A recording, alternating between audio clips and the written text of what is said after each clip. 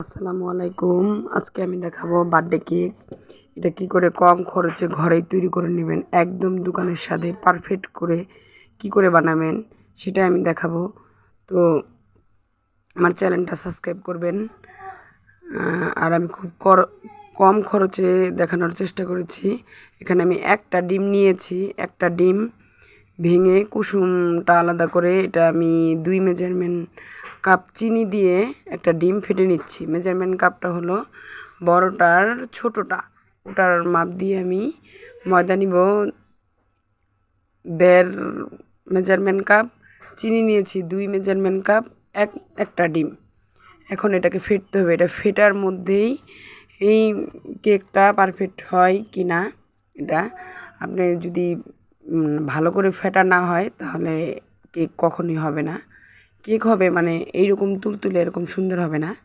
এরপরে আমি সাদা অংশটা ফেনা করে নিয়ে এরপরে আমি নিয়েছি কুসুমটা দিয়েও ফেটবো। আপাতত এটা তো চালু করে দেখানো, আপাতত 10 থেকে 15-20 মিনিট আমি এটা ফেটে নিয়েছি। 1 চামচ তেল দিয়ে নিলাম, একদমই তেল কম লাগে।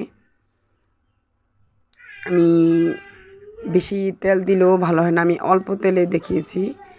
অল্প 1 চামচ তেল আর চিনি আর দিয়ে দেখেন কতটা ফোম হয়ে গেছে। এখন আমি 1.5 কাপ ময়দার ভিতরে আধা কাপ দিয়ে নিলাম, দিয়ে ভালো করে চেলে দিয়ে দিলাম।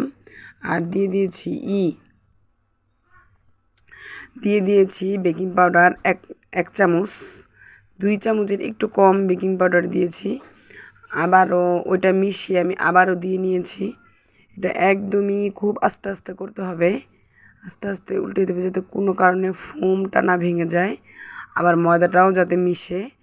ধৈর্য নিয়ে ধীরে ধীরে এই কাজটা করতে হবে। এটার ভিতরেই আপনার কেকটা সুন্দর হবে। এটা যদি ভালো না হয় কেকটা কখনোই ভালো হবে না। তো এই যে আমি ঘুরিয়ে নিতেছি কীভাবে দেখেন, এক সাইড থেকে সুন্দর করে ঘুরিয়ে নিচ্ছি। এটা আমি বানাবো রাইস কুকারে। যাদের বাসায় সিলিন্ডার তাদের গ্যাসটাও বেশি খরচ হয়ে যায়। রাইস কুকারে আপনি নিচে অন্য কিছু রান্না করতে করতেও এই আপনি দিতে পারেন, কেকটা উপরে দিয়ে দিতে পারেন। ভালো করে ঢেকে নিলে কোনো গন্ধ আসবে না।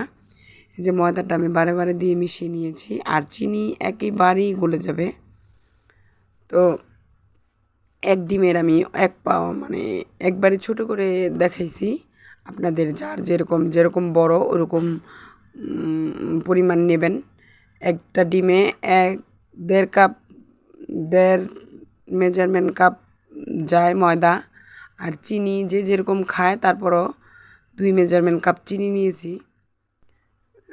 ওরকম বুঝে দিবেন, বড় হইলে বড় মাপ, ছোট আমি অল্প করে বানিয়ে দেখিয়েছি।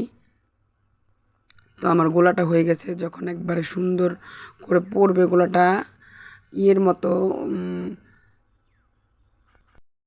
কন্ডেন্স মিল্কের মতো যখন পড়বে, তখনই আপনি মনে করবেন আপনার গোলাটা পারফেক্ট হয়েছে, বেটারটা। তো এই যে দিয়ে নিলাম।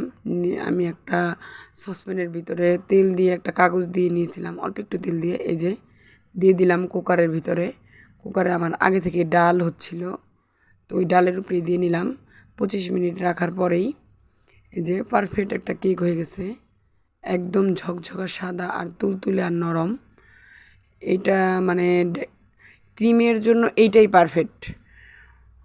আর এখানে আমি উইথ ক্রিম করে নিয়েছি। তো উইথ ক্রিমের ভিডিওটা আমি এটার সাথে দিইনি, দিলে ভিডিওটা বড় হয়, ওটা আমি আলাদা ভিডিও দেখাবো। তো আমার চ্যানেলটা সাবস্ক্রাইব করবেন, লাইক দিবেন, পাশে থাকবেন। আপনাদের ভালো লাগলে আমাদের স্বার্থ। তো এই যে আমি ক্রিমটা ভালো করে কেটে নিছি। আমার কাছে তো আর অত ভালো ছুরি নাই, এটা সুন্দর একটা লম্বা দিয়ে কাটতে হয়, ছুরি দিয়ে। আমি ছোটো ছুরি দিয়ে কাটছি, এটা তো ভালো হয়নি। যে ক্রিমটা দিয়ে সুন্দর করে সাজিয়ে নিতেছি। প্রথম লেয়ারে দিয়ে নিয়েছি। যে উইথ ক্রিমটাও আমি অনেক পারফেক্টভাবে বানিয়েছি, এই ভিডিওটা আমি দেব। এই ভিডিওর পরে আলাদা করছি, ভিডিও বড় হয়ে যায়। যে ক্রিমটা চতুর্দিকে সুন্দর করে লাগিয়ে নিব। এটা চামচ দিয়ে নিচ্ছি। আমার কাছে ওইরকম ক্রিমের অত জিনিসপাতি নাই, ঘরে যা ছিল আমি তা দিয়ে দেখানোর চেষ্টা করছি।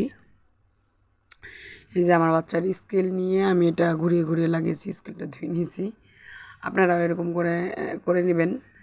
আর আমার কাছে রঙও নেই, আমি সাদাই করছি। এরপরে চেষ্টা করব রং দিয়ে দেখানোর। এই রং দিয়ে দেখালে কেকটা অনেক ফুটে। তো এই যে নোজেল বানিয়ে নিয়েছিলাম আমি, নোজেল বানিয়ে ওইটার ভিতরে একটা কাগজ দিয়ে ভিতরে দিয়ে নিয়ে যে ছোটো ছোটো 3টা ফুল দিয়ে নিব। এখন সাদার ভিতরে সাদা, এই জন্য এটা এত ফুটতেছে না। তো আমি এরকম করে করে নিয়ে একটু টুটি ফুটি ছিটিয়ে দিব। এই যে দোকানের টুটি ফুটি যেগুলো 4-5 টাকা করেই কিনতে পাওয়া যায়, ওটাই দিছি একটু সৌন্দর্যের জন্য। এই যে চারদিকে দিয়ে নিয়েছি। এই যে আমার কেকটা রেডি। আমি পুরোটা করে একটু ফ্রিজে রাখছিলাম 2-3 ঘন্টা। তারপরে ক্রিমটা একবারে শক্ত হয়ে সুন্দর হয়ে লেগে গেছে। এই যে আল্লাহ হাফেজ, দেখা হবে অন্য কোনো ভিডিওতে।